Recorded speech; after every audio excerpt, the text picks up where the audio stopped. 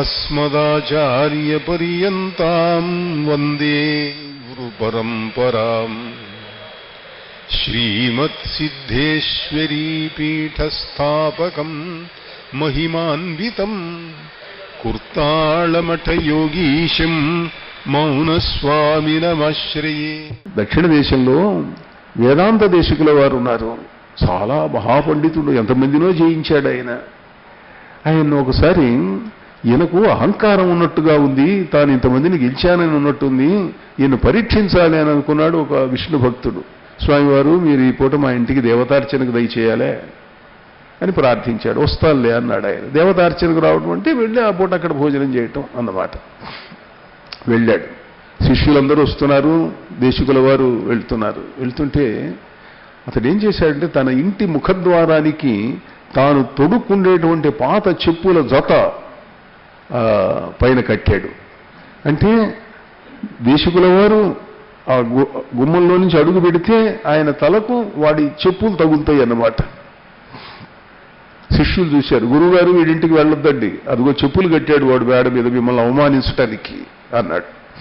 అంటే ఏం చేయలే ఆయన. సరాసరి వెళ్ళాడు, ఆ పైనుంచి చెప్పులు ఆ ముడి వేసి ఉన్న విప్పాడు. విప్పి నెత్తిన పెట్టుకొని లోపలికి వెళ్ళాడు. ఆ విష్ణుభక్తుడు దిగ్భ్రాంతి చెందుతున్నాడు. అయ్యో ఈయన ఏదో కోపడతాడు, తిడతాడు, శపిస్తాడు అని అనుకుంటే ఆయన చెప్పులు ఎత్తిన పెట్టుకొని వచ్చి ఒక శ్లోకం చెప్పాడు. కర్మావలంబకా కేచిత్ కేచిత్ జ్ఞానావలంబకా.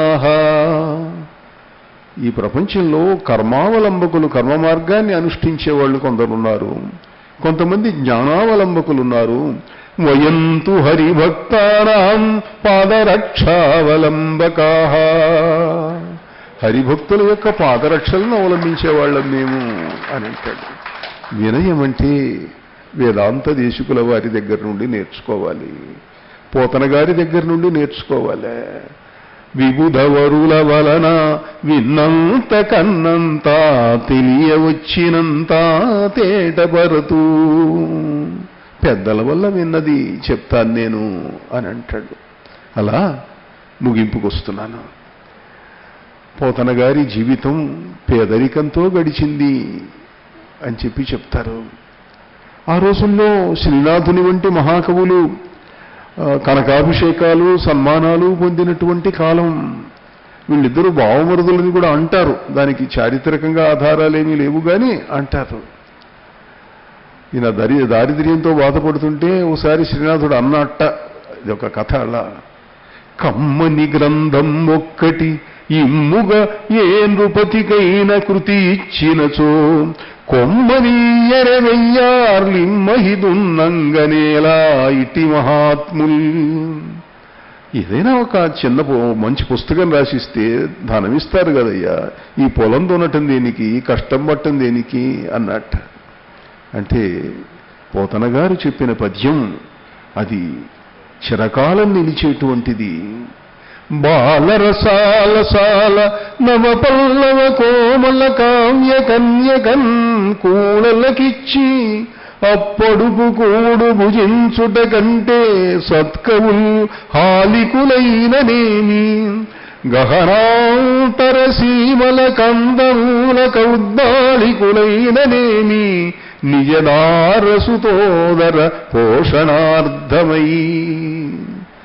మామిడి చిగురులాగా మృదువుగా తీయగా ఉండేటువంటి కావ్యకన్యను తీసుకొని వెళ్ళి దుర్మార్గులకు ఇచ్చి, ధనమదాంధులకిచ్చి, ఆ పొడుపు కూడు లాంటిది, వేశ్యాత్వం చేసి సంపాదించిన ధనం లాంటిది అది.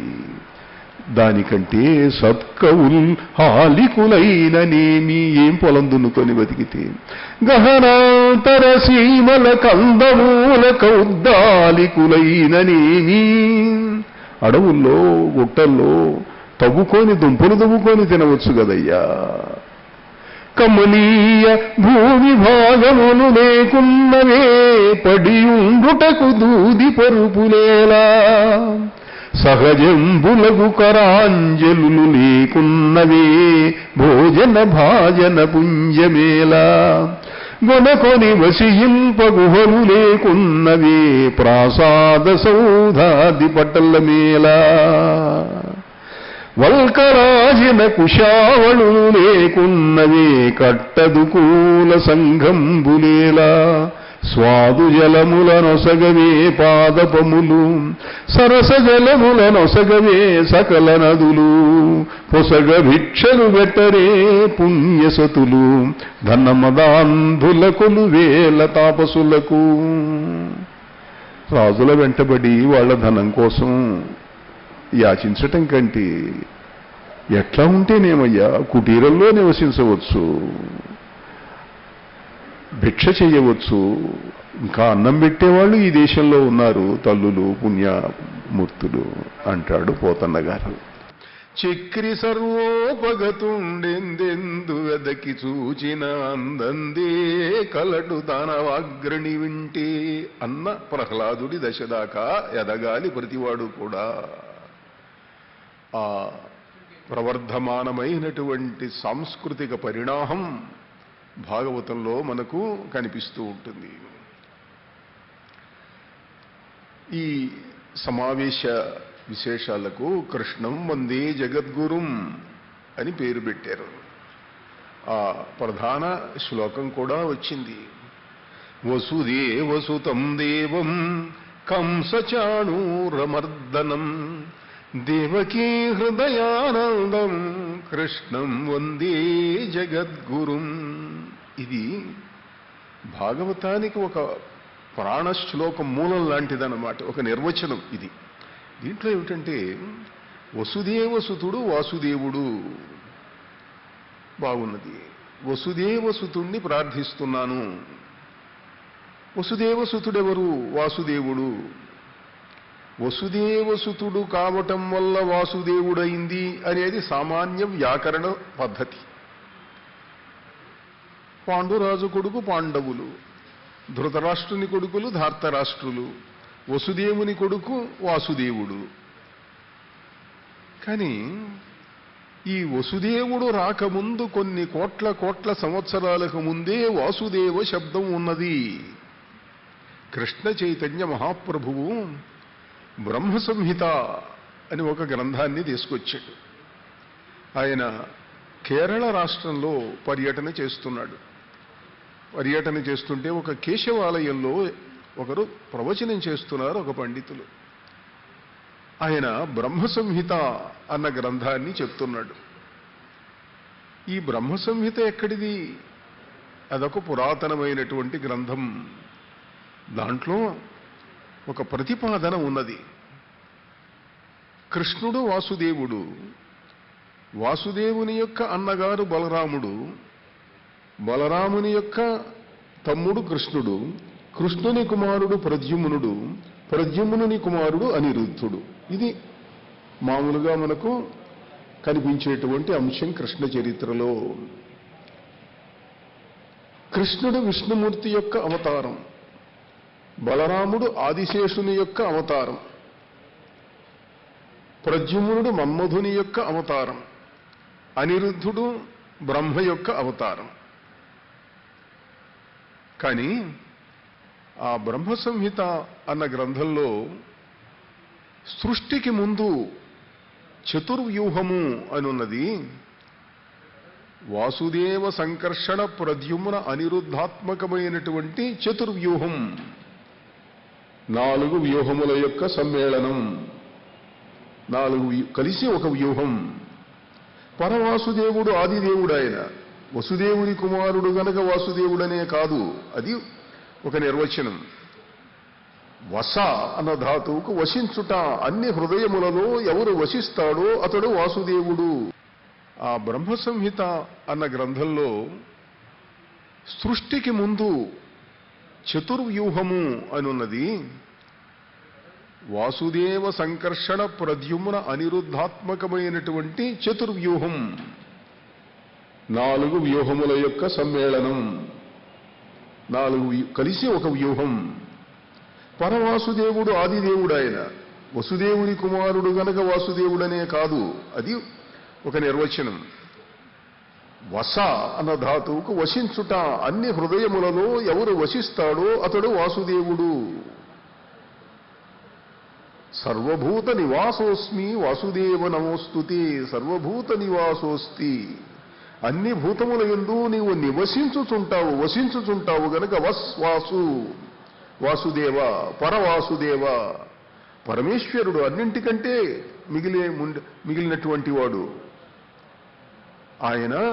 ఆ పరవాసుదేవుడు ఆయన మహావిష్ణువుగా అయినట్ట. సృష్టికి ముందున్నటువంటి ఈ వ్యూహం సంకర్షణుడు ఆదిశేషుడైనాడు, పరవాసుదేవుడు మహావిష్ణువైనాడు, సంకర్షణుడు ఆదిశేషుడైనాడు, ప్రద్యుమ్నుడు మన్మథుడైనాడు, అనిరుద్ధుడు బ్రహ్మైనాడు. వీళ్ళు ముందున్న వాళ్ళు ఈ తర్వాత వచ్చిన పరంపర ఇది. మళ్ళీ మహావిష్ణువు కృష్ణుడైనాడు. అంటే ఈ వరుస ఎట్లా వచ్చింది? పరవాసుదేవుడు, మహావిష్ణువు, కృష్ణుడు, సంకర్షణుడు, ఆదిశేషుడు, బలరాముడు, అనిరుద్ధుడు, బ్రహ్మ, మళ్ళీ అనిరుద్ధుడు, ప్రద్యుమ్నుడు, మన్మథుడు, ప్రద్యుమ్నుడు. అంటే కృష్ణ కథాకాలం నాడు ఉన్నటువంటి ఈ పేర్లన్నీ ఆనాటివి కాదు, అంతకుముందు ఎప్పటివో. కృష్ణనామం ఇంతకు ముందే ఉన్నది. నారద మహర్షి వ్యాసుడికి చెబుతూ అంటాడు, నేను పూర్వజన్మలో ఈ నారదుణ్ణి కాకముందు, నారదుడు ఎప్పుడైనాడు? ఈ కల్పం మొదట్లో అయినాడు ఆయన. శ్వేతవరాహ కల్పం మొదట్లో నారదుడు బ్రహ్మ నుండి వచ్చినవాడు. పూర్వకల్పంలో నేను ఒక దాసీపుత్రుడిగా ఉండేవాడిని. దాసీపుత్రుడిగా ఉన్నాను నేను. ఒక శాపం వల్ల దాసీపుత్రుడుగా ఉండి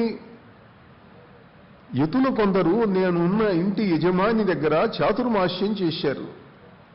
ఆ చాతుర్మాస్యం చేసినప్పుడు వారల్ కృష్ణుని పాడగా వినుచు, వాళ్ళు కృష్ణుణ్ణి పాడేవాళ్ళు. అంటే ఎప్పుడన్నమాట? ఈ కల్పం ప్రారంభమై 200 కోట్ల సంవత్సరాలైంది. కృష్ణుడు వచ్చి 5000 సంవత్సరాల క్రింద వచ్చాడు. 200 కోట్ల సంవత్సరాల కింద పూర్వకల్పంలో జరిగిన ఒక కథలో, చాతుర్మాస్య దీక్షలో సన్యాసులు కృష్ణగానం చేస్తున్నారు అంటాడు నారదుడు. భాగవతంలో పోతన గారు వర్ణించాడు ఈ ఘట్టాన్ని. చాలా చిత్రంగా కనిపిస్తుంది. అంటే అనంతమైనటువంటి కాలావధులకు అతీతమైనటువంటివి ఈ కథలు, ఈ నామములు, ఇవన్నీ కూడా.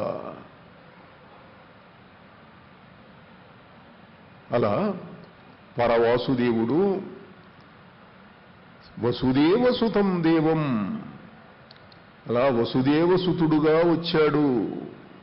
ఆ పరవాసుదేవుడు, పరమేశ్వరుడు ఎప్పుడో వాసుదేవుడుగా ఉన్నవాడు, ఎప్పుడో కృష్ణునిగా ఉన్నవాడు, ఇప్పుడు కృష్ణునిగా వాసుదేవునిగా వచ్చాడు అని భాగవతంలో మనకు తెలుస్తుంది. అంటే మన ఊహలకు అతీతమైనటువంటిది. కేళిలోల విలసదృజ్జాల సంభూత నానాకంజాత భవాండ కుంభకు. ఎన్నో బ్రహ్మాండములు, ఎన్నిసార్లు మహాసృష్టి, పరమేశ్వరుడు ఎన్నిసార్లు అవతరించాడో. ఇలా వసుదేవసుతుడుగా వచ్చినటువంటి ఆ మహనీయుడు కంస చాణూరమర్దనం, కంసుణ్ణి చానూరుణ్ణి మర్దించాడు శ్రీకృష్ణుడు. ఏమిటి? దుర్యోధనుడు, దుశ్శాసనుడు, ఇంకా కృష్ణుడు చంపిన వాళ్ళు చాలా మంది ఉన్నారు, నరకాసురుడు ఉన్నాడు, ఇంకా ఎందరో ఉన్నారు, చాలా మంది ఉన్నారు. కానీ వీళ్లకు ప్రాధాన్యం ఇచ్చాడు శ్లోకంలో. కంస చాణూరమర్దనం. నరకాసురుడి కంటే గొప్పవాడా కంసుడు? గొప్పవాడే. భాగవతంలో మనకు కనపడదు. కంసుడు నరకాసురుణ్ణి జయించాడు. చాలా విచిత్రమైనటువంటి కథా రహస్యాలున్నాయి. కంసుడు నరకాసురుణ్ణి జయించాడు, కంసుడు బాణాసురుణ్ణి జయించాడు, కంసుడు చాణూరుణ్ణి జయించాడు. చాణూరుణ్ణి జయించేటువంటి వాడే మహారాజా. మహారాజుల కంటే బలవంతుడు వాడు, మహాశక్తి సంపన్నుడు. ప్రపంచంలో ఆ రోజుల్లో అతడు ఫిజికల్ ఫీల్డ్లో వరల్డ్ ఛాంపియన్, విశ్వ విజేత చాణూరుడంటే. ఆంధ్రప్రదేశ్లో ఉండేవాడు ఆయన, తెలుగు భూమిలో ఉండేవాడు. విష్ణు సహస్రనామాలలో చూడండి, చాణూరాంధ్ర నిషూదన. చాణూరుడనేటువంటి ఆంధ్రుణ్ణి చంపినవాడు. ఏమిటి ఎంతమంది రాక్షసులను వదిలేసి కృష్ణుడి యొక్క నామాలలో చాణూరాంధ్ర నిషూదన అని ప్రత్యేకంగా చెప్పవలసినటువంటి అవసరం ఏర్పడింది అంటే వాడు ఎంత బలవంతుడు వాడు. భాగవత కథలు, భాగవతంలో ఉన్న పాత్రలు చాలా చిత్రంగా ఉంటాయి. కంసుడు మహాబలశాలి. ఉగ్రసేనుడు యొక్క తన కుమారుడని అనుకున్నాడు. కంసుడికి నారదుడి వల్ల నిజం తెలిసింది. ఉగ్రసేనుని భార్య ఎక్కడో ఉద్యానవనంలో తిరుగుతుంటే ఒక రాక్షసుడు ఆమెను పాడు చేశాడు. ఆమె గర్భవతి అయింది. బయటికి చెప్పడానికి రహస్యం బాగుండదు, అపకీర్తి. ఆ పుట్టినవాడు కంసుడు. రాక్షసుని వల్ల పుట్టాడు, మహాబలశాలి వాడు. పూర్వజన్మలో వాడు కాలనేమి అనే రాక్షసుడు. కాలనేమి అనే రాక్షసుడు వాడు. ఆ రాక్షస శక్తి విజృంభించింది. వాడు ప్రపంచమంతా జయించాలి, నన్ను మించిన వాళ్ళు ఎవరున్నారో చూడాలి, ఎవరన్నా ఉంటారా, ఉండటానికి వీల్లేదు. అన్ని దేశాలకు వెళ్ళాడు, అందరినీ గెలిచాడు. నరకాసురుడి మీదికి వెళ్ళాడు. నరకాసురుడి మీదికి వెళ్ళి యుద్ధం చేస్తుంటే నరకాసురుడు మహాశక్తి సంపన్నుడు, కాళీదేవి వల్ల దివ్య వరములు పొందినటువంటి వాడు కంసుడి ముందు నిలవలేక శుక్రాచార్యులను పిలిపించాడు. ఏమిటిది, నన్ను మించిన బలవంతుడు ప్రపంచంలో లేడు అనుకున్నాను నేను కాళీదేవి వరముల వల్ల. అంటే కాదు, వాడు మన జాతి వాడేను, కాలనేమి అన్న రాక్షసుడు పుట్టాడు, వాణ్ణి నువ్వు గెలవలేవు, మీరిద్దరూ సంధి చేసుకోండి అని ఆయన వెళ్ళి కంసుడితోనూ నరకాసురుడితోనూ మాట్లాడి సంధి చేశాడు. ఇద్దరూ పరస్పరం కానుకలు ఇచ్చుకున్నారు. నరకాసురుడు కంసుడికి కానుకలు ఇచ్చాడు ఓడిపోయి. బాణాసురుడి మీదికి వెళ్ళాడు కంసుడు. బాణుడు 1000 చేతులున్నటువంటి వాడు, 1000 చేతులు సహస్ర బాహువులు ఉన్నటువంటి బాణుడు. ఆ బాణుడు కూడా యుద్ధంలో నిలవలేకపోయినాడు కంసుడి ముందు. బాణుడికి ఒక వరం ఉన్నది. ఏమిటా వరం అనంటే, పరమేశ్వరుడు వాడికి ఒక వరం ఇచ్చాడు. ఎప్పుడైనా నువ్వు యుద్ధంలో ఓడిపోయి నీ శక్తి చాలలేదు అని గనక నువ్వు అనుకునేటట్లయితే నన్ను స్మరించు, నేను వస్తా, నేను నీ తరఫున యుద్ధం చేస్తా అన్నాడు. పరమేశ్వరుడు బాణుడికి వరం ఇచ్చాడు. పరమేశ్వరుణ్ణి పిలిచాడు. కంసుడి ముందు నేను యుద్ధంలో ఆగలేకుండా ఉన్నాను, నువ్వు వచ్చి నా తరఫున యుద్ధం చేసి నన్ను గెలిపించు.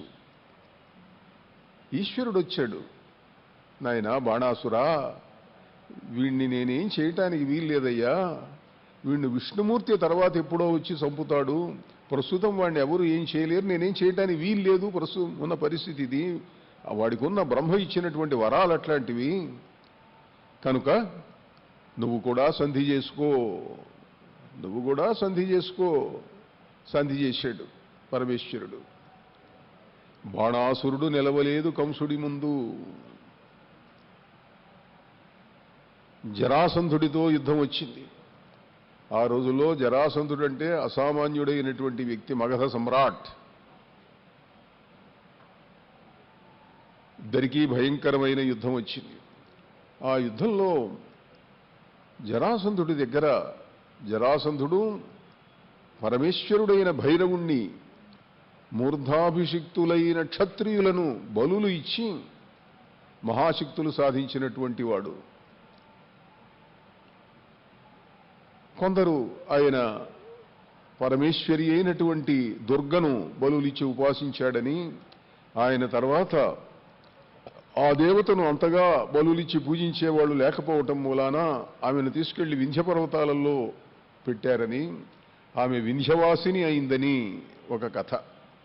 విశ్వనాథ సత్యనారాయణ గారు ఈ సంఘటనను, ఈ కథను ఆధారం చేసుకొని చాలా నవలలు రాశాడు ఆయన. వింధ్యవాసిని దుర్గా, జరాసంధుడు ఉపాసించిన దేవత అని చెప్పి. జరాసంధుడికి కంసుడికి యుద్ధం జరుగుతున్నది. జరాసంధుడి దగ్గర కోలయాపీడం అనేటువంటి బ్రహ్మాండమైన ఏనుగ ఉన్నది. అసామాన్యమైంది, దాని ముందు ఎవరూ నిలవలేరు. ఆ కోలయాపీడం వస్తే ఎన్ని వేల మందినైనా చంపుతుంది అది.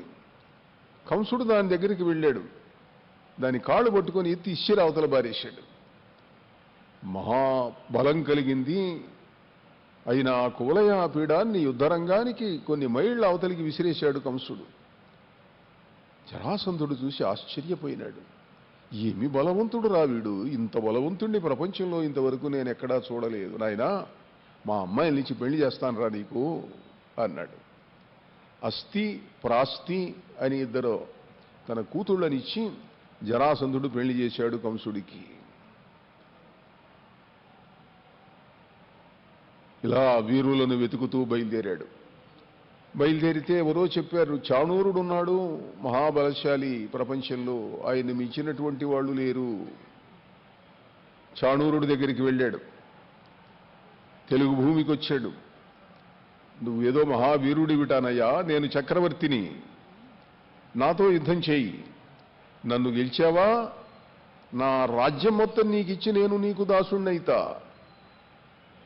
నువ్వు గెలిచావా, నా దగ్గర సేవకుడివి కావాలి, నేనేం చెప్తే అది చెయ్యాలి అంటే చాణూరుడు అన్నాడు, నీవెవరు, చిన్న రాజువి, నా ముందే నిలుస్తావు. ఈ ప్రపంచంలో నా ముందు నిలవగలిగినటువంటి మల్లుడెవడూ లేడు.